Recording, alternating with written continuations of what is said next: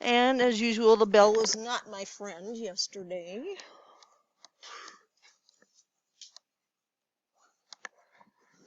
So we still have some objectives that we're hitting here, and yep, resolving the vector. So we looked at the formulas, again realizing not that hard to remember that the x-coordinate is going to be magnitude cosine, and the y-coordinate is going to be magnitude sine, as we're used to that with the unit circle. Did that little bugger right there, got down here, and of course the bell rang on me. So when we started talking about these, it has to do with PVR when we're looking for the angle. So that's one of the things that needs to be in the back of our mind as we're doing these. And we've got finding the direction angle of a vector, find the magnitude and direction angle of each vector. And I think we had gotten a little start here in first hour on the magnitude. I think I was doing that when the bell rang. You guys already have this one? Okay, I think second hour we didn't get this. So we got our little square root of 13, and now we have to figure out the direction angle. And that direction angle is this little alpha over here. And so we could set up some kind of equation to figure out what it is. And you can pick cosine or sine here. I'm going to use I don't want to write the whole thing down again, but I will because of yesterday. Magnitude of u cosine of alpha equals, bless you, whatever the x-coordinate is over there. And so we take a look at it, and we realize, well, we know we have this square root of 13 right here, cosine of alpha, and we do know what the horizontal component, the x-component is. It's a 3. And I realized, well, I can definitely solve this for alpha. I can figure out what it is because I'm in first quadrant, and sine,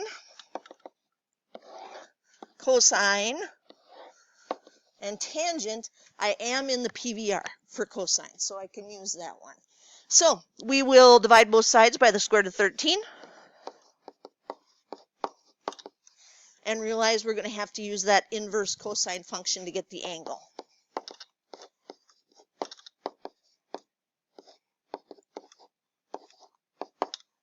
So inverse cosine, we've got 3 divided by the square root of 13.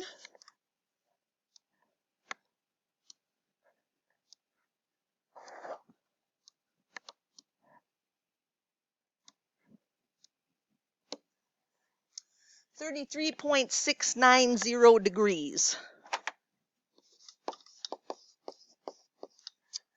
So magnitude taken care of with our little square root of a squared plus b squared, since this is in the component form. Now, v. I'm taking a look at vector v over there, and I notice, oops, that's not going to be in the PVR of anything. But I don't need PVR for magnitude, so let's get magnitude out of the way.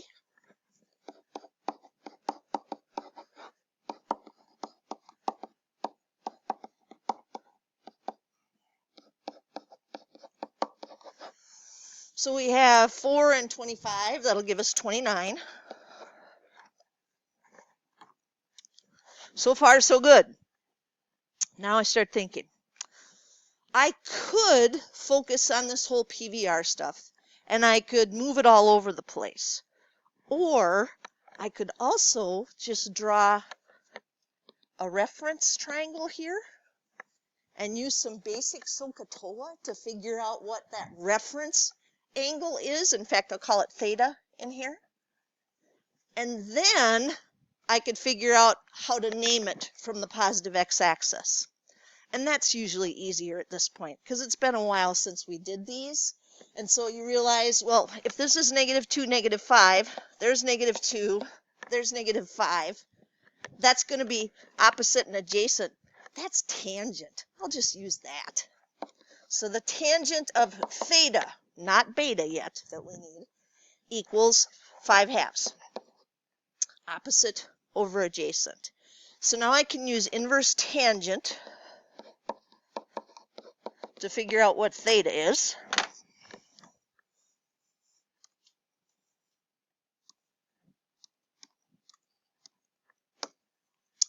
68.199 degrees. Oops, no, too many nines. I lost it right away. 68.199. But I remember that was just the way to avoid having to worry about the PVR and moving it to the right quadrant and all of that. So I have to give it its name from the positive x-axis, which means I'm going to have to take 180 degrees plus that little theta angle that I had right there. And that they call beta.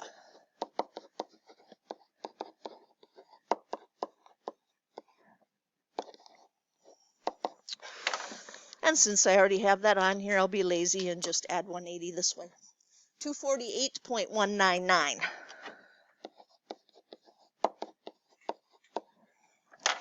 And I've taught it both ways, you know, gone back and forth with, yes, we should review PVR again and all of that. But in the end, most students just end up doing it this way, you know, rather than focusing on remembering everything from PVRs. This way you can definitely get it. But just remember, for the math purposes, that positive x-axis is how we name these, and then you should be just fine. All right. We should only use the calculator to approximate our final exact answers. That's a big duh moment at this point in the year. We know that. You know, everything needs to be written out in perfect form, and then we grab a calculator at the very end. So, part of our objective here, I still have the 6-1 objectives up here, really needs to be applications. But we're using all of these skills from these objectives when we do our applications. So applications of vectors. We've talked about how magnitude is just distance. It's length. That's all it is. But it's also used for speed. So the velocity of a moving object is a vector because velocity has both magnitude and direction. And the magnitude of velocity is speed. So magnitude, length, distance formula, speed. All of those things are what we're using magnitude for. Example 7. Let's use this vector stuff. Writing velocity as a vector. A DC-10 jet aircraft is flying on a bearing of 65 degrees at 500 miles per hour. Now, if they didn't give me the picture, I would remember that bearing is always from due north, which is not what we need for the math. So we'd draw a picture, say, okay, this is 65, 500 miles per hour. Wait a second, what I really need is from the positive x-axis here. 90 minus 65 is 25. We'd realize that's the angle that we have to use. Find the component form of the velocity of the airplane. Recall that the bearing is the angle that the line of travel makes with due north, measured clockwise. Again, it's one of those things we've used lots and lots. So now, I realize that what I have to do is use, oh, they gave it a name. They gave it V. That was nice of them. V cosine of theta, magnitude of V, and magnitude of V sine of theta. That's the component form. So the good news is they just got done telling us that speed is the same thing as magnitude. Well, that'll make this go much faster. 500 cosine of 25 degrees, because the math takes place with the positive x-axis, and 500 sine of 25 degrees.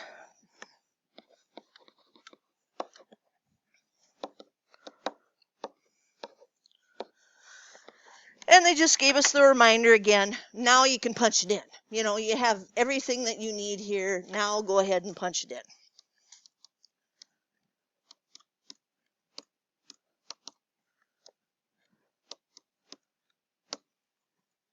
And you'll have your two component forms. To 3 decimal places, we've got 453.154.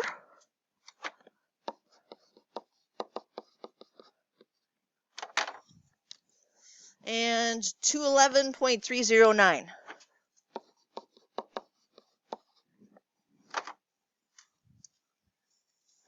That's what they asked us to do. Find the component form of the velocity of the airplane. So sounded like it was going to be tough, but really with a drawing, goes along pretty good. Now this one, getting a little tougher here. Calculating the effect of wind velocity. Pilot Megan McCarty's flight plan has her leaving San Francisco International Airport and flying a Boeing 727 due east. So that's what's supposed to happen. There's a 65-mile-per-hour wind with a bearing of 60 degrees right here. Find the compass heading McCarty should follow and determine what the airplane's ground speed will be, assuming that its speed with no wind is 450 miles per hour. All right, so now what we have to do is figure out how are we going to put all these vectors together to get what we want. And what we have to do first, I just immediately was like, well, this is going to be a 30-degree angle. You know, that we need that piece right there because it has to be from the positive x-axis. And we have to realize that what they wanted was to get to V up here, which is vector AD. But that's not happening because there's wind. So what's happening is AC plus AB.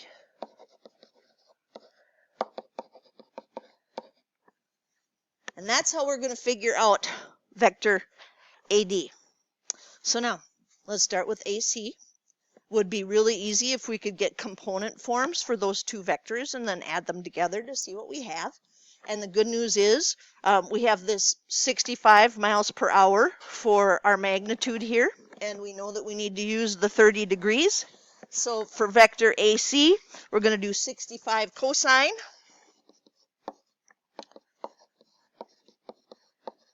(30°) and 65 sine of 30 degrees. We've got to add that to vector AB, which gives us a new problem because vector AB, we don't know what the angle was. They didn't tell us. But we're going to write what we do know. We know it would be 450. Whoops, forgot my little vector notation. Cosine of theta, because theta is the one they have in the picture up here. And 450 sine of theta. All right.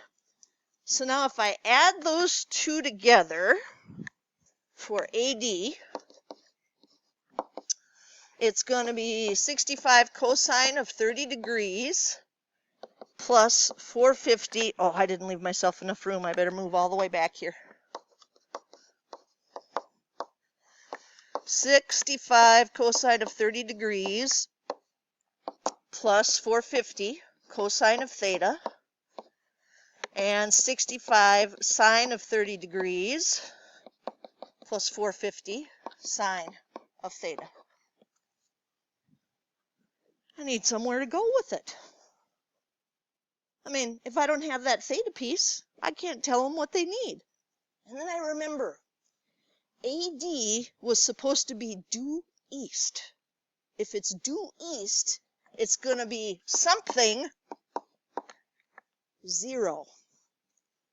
Now that's a huge help because that tells me I can set this, the y coordinate, equal to 0, and if I can do that, I can find theta. I need that angle. So 65 sine of 30 degrees plus 450 sine of theta has to come out to 0. Obviously, we're going to have to use an inverse sine function here, but for the time being, let's just do some algebra. Let's move this 65 sine of 30 over to the other side.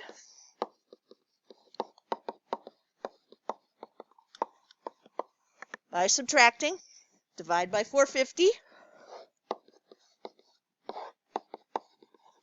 And realize we need the inverse sine of that gigantic mess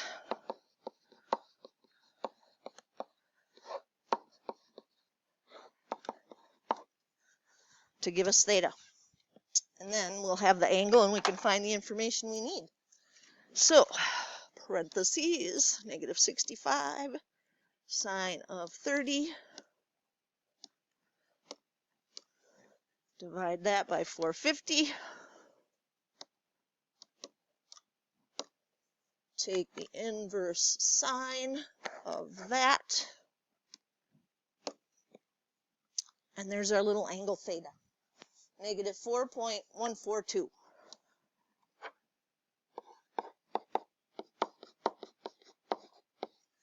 degrees. All right, we're not done yet, but that's a big piece. So now what we have to do is tell them, let's go back, make sure we've got everything that we need here. We want to determine the airplane's ground speed, that's magnitude, and we want to, well, we're going to find the angle, whether or not they asked us for that or not. Find the compass heading. Yep, they want the bearing again. Let's stop and do the bearing while we're talking about this angle, huh? So from due north, we'd have to have 90 degrees plus this little 4.142.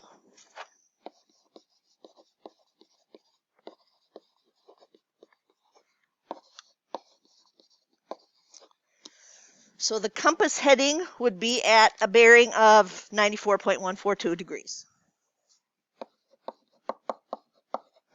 I'm going to put that in a box, because that's one of the things they wanted, was the compass heading. The other is the speed. So we need the magnitude of, oh, I forgot if they called it U or V up there. V.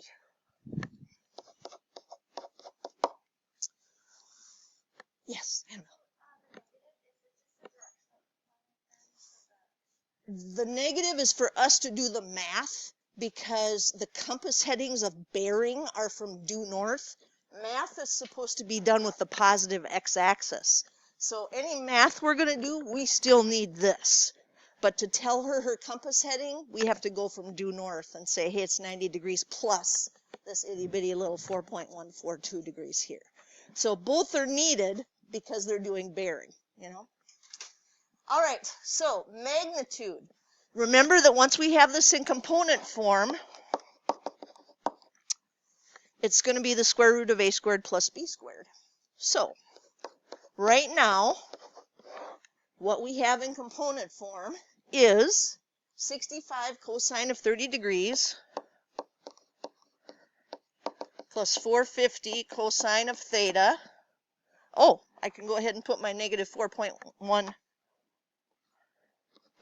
if I can fit it, 2 degrees in there, since that was our angle.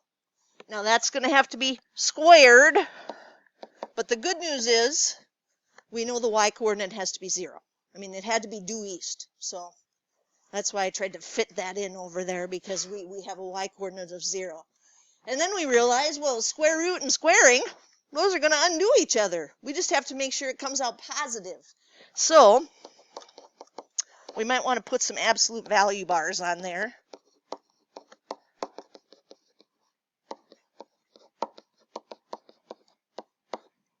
To make sure that we remember we have that. So let's see, I still have my negative 4.142 up there, stored in my calculator.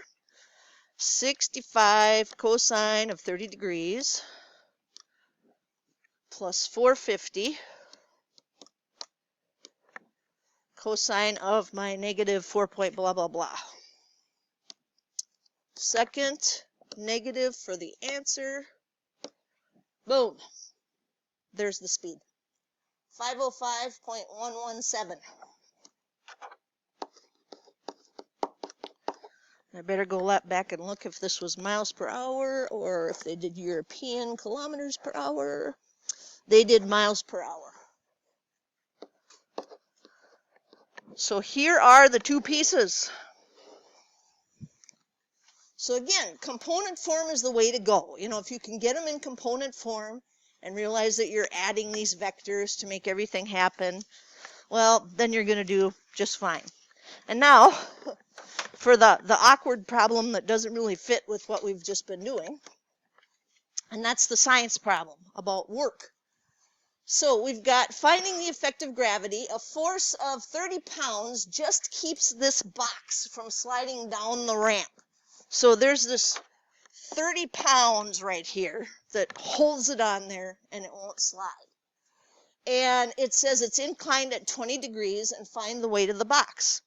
And I realize, well, if I want to use this picture, I'd rather have my 30 down here.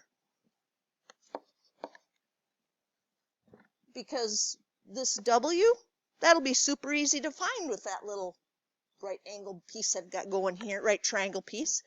So this is opposite, and this is hypotenuse. That's sine.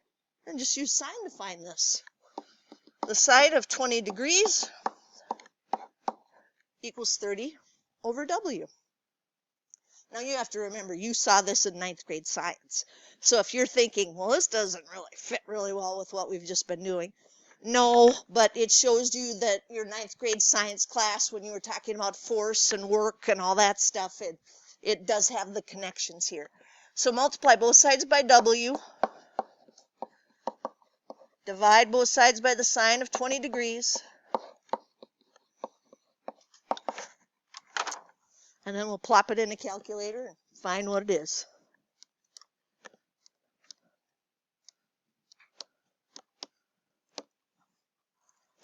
$87.714. And that was pounds. So again, it shows that connection to math that you've done in science classes before. And then there's the explanation here to kind of remind us of what you did in 9th grade science.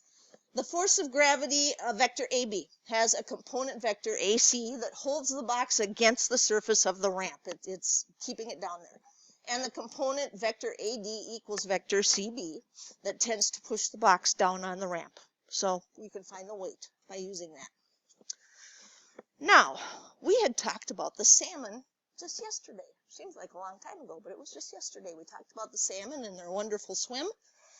During one part of its migration, a salmon is swimming at 6 miles per hour. Well, here's a little salmon swimming in still water, and that's going to be vector CA. I want to write the component form down right now because we're looking at this and we realize, well, they're going straight up there, so from 0, 0 up here to 0, 6. There's vector CA. Unfortunately, they've got to fight the rivers. So the current is flowing downstream at 3 miles per hour at an angle of 7 degrees. Well, it is and it isn't, because for the math purposes, it's not going to be 7 degrees that we use.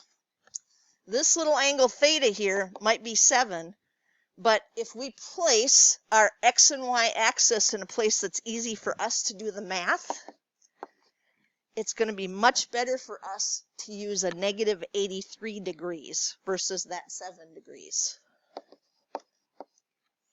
Right there.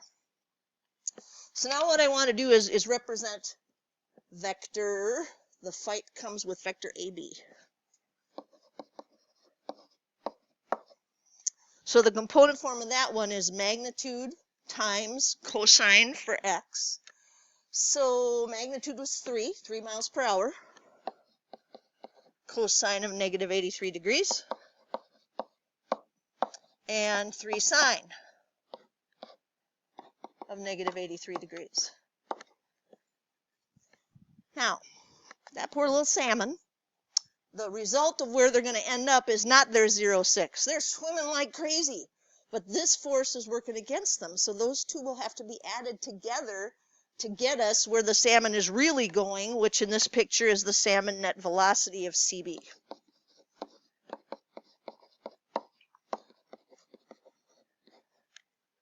So those have to be added. All right, well, let's find it. So CB is going to be 0 plus 3 cosine of negative 83 degrees, which is just 3 cosine of negative 83 degrees.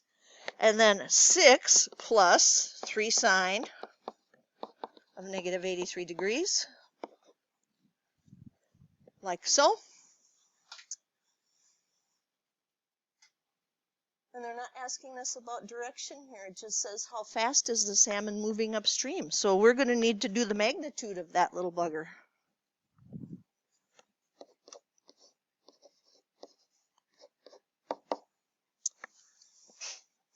Bless you. All right.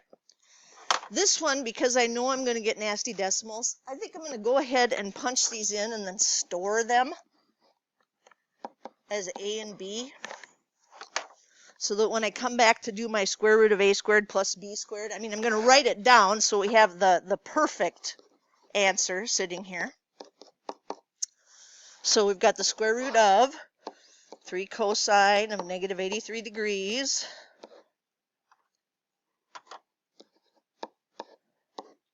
squared plus the quantity 6 plus 3 sine of 83 degrees squared. But like I said, I think I'm just going to do some storing to make it a little easier to do the punching in process. All right, so I need 3 cosine of negative 83 degrees.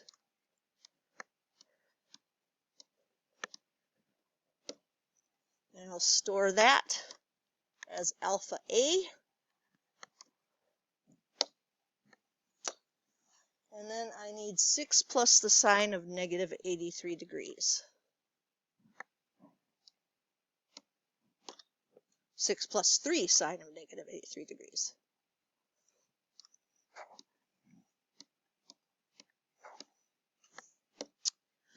Store alpha B. You guys remember the store button and all that? Hasn't been that long, has it? We were doing triangles when we used that. So now we need square root of A squared plus B squared.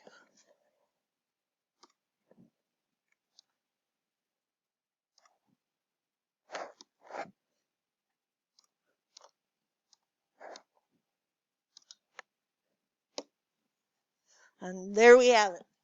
3.044.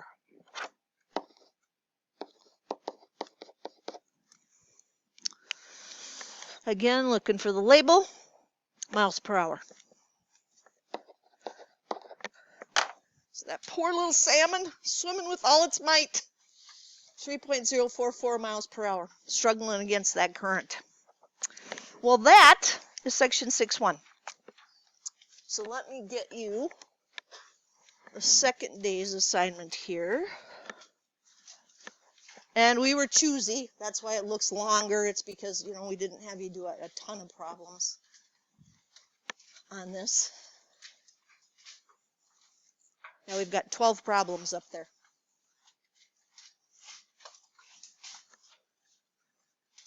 Oh my, that one. I thought we'd be going till the end of the hour with the word problems today. I should have slowed down and asked you some questions if I'd known that. But you get some work time, right? It's always good.